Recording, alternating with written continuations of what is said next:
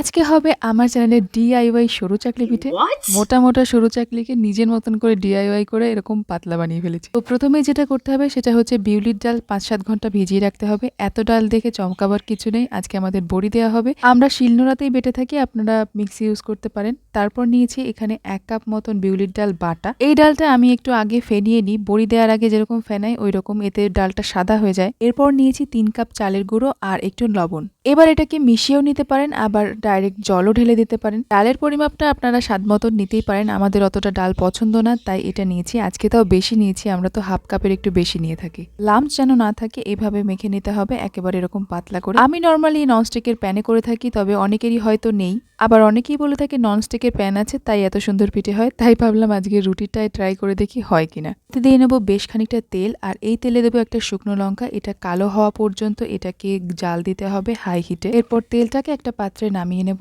এবার একটা পাত্রে জল এবং কিছুটা লবণ দিয়ে একটা ন্যাকড়া ভিজিয়ে ওই তাওয়াটাকে ভালো করে মুছে নেব। এই জায়গাতে তেল জলও ইউজ করা যায়, আবার শুধু তেল দিয়ে ভালো করে মুছে নিলেও হয়। লঙ্কা ভাজলাম বলে ভয় পাবেন না, ঝাল হবে না যদি না আপনি লঙ্কাটা ভেঙে দেন। পিঠে, পাটিসাপটা পিঠে, যে কোনো পিঠেতেই আপনি ট্রাই করে দেখতে পারেন। জিনিসটা খুবই ভালো, পুরো ননস্টিকের মতন হয়ে যায় কড়াইটা। আর বাড়ির সবাই যদি ডিম খেতে পছন্দ করে তো সবার আগে একটা ডিম ভেজে নেবেন, তাহলেও কিন্তু এটা ননস্টিকের মতন হয়ে যাবে। তাওয়ায় ছড়িয়ে দেওয়ার পর এক্সট্রা অংশটা আমি খুন্তি দিয়ে ওইভাবে টেনে নিই যাতে মোটা না হয়। উপরের অংশের কালারটা চেঞ্জ হওয়ার পরেই কিন্তু উল্টে নিই। তারপর ১০-১৫ সেকেন্ড ওয়েট করে ওটাকে নামিয়ে ফেলে আবারও তাওয়াটাকে একটুখানি মুছে নেই। এর গোলাটা আমার কাছে একটু গাঢ় মনে হচ্ছিল, তাই একটু জল মিশিয়ে নিয়েছিলাম। তাওয়ায় চারপাশে আগে গোলা দেওয়ার কারণটা হচ্ছে মাঝখানে দিলে ওই জায়গাটায় মোটা হয়ে যায়, কিছুতেই আর ঠিক হয় না। এইটা হলো রুটির তাওয়ায় করা আমার প্রথম পিঠে। প্রথমবার হিসেবে ঠিকই আছে, তবে রুটির তাওয়াতে একটা সমস্যা হচ্ছে, সেটা হচ্ছে যেহেতু হাতল নেই, বারবার সাঁড়াশি দিয়ে ধরতে বেশ খানিকটা সময় লেগে যাচ্ছে। তবে এই পিঠেটাও কিন্তু সেই আগের পিঠের মতন ঠিক ততটাই সফট হচ্ছে, শুধু কালারটা সামান্য একটু হলদেটে। আরো কয়েকবার ট্রাই করে দেখতে হবে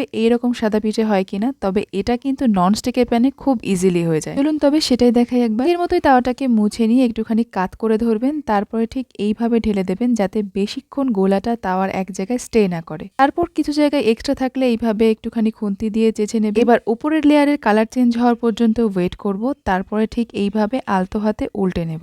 এরপর উপরের অংশে দেখবেন একটা ভাপ উঠছে, এই ভাপ ওটা শেষ হলে রুটিটাকে নামিয়ে নেব। যে রুটিটা এখন নামালেন সেটাকে কিন্তু এক্ষুনি ভাঁজ করা যাবে না, ওটা ওভাবেই থাকবে। আরো একটা রুটি তাওয়াতে দেওয়ার পর উল্টানোর আগে অথবা পরে ওটাকে ভাঁজ করে রাখতে হবে। ও হ্যাঁ, যদি তাওয়া থেকে নামাতে অসুবিধা হয় এইভাবে আলতো হাতে ঝাঁকা দেবেন, দেখবেন ওটা ছেড়ে আসছে, তারপর এভাবে নামিয়ে নেবেন। তো আজকের মতন আমার সরু চাকলি পিঠে বানানো শেষ হলো। পিঠেগুলো কেমন লাগলো জানাবেন, আর যার যার খেতে ইচ্ছা করছে রেসিপি দেখে বাড়ি গিয়ে বানিয়ে খেয়ে নিন।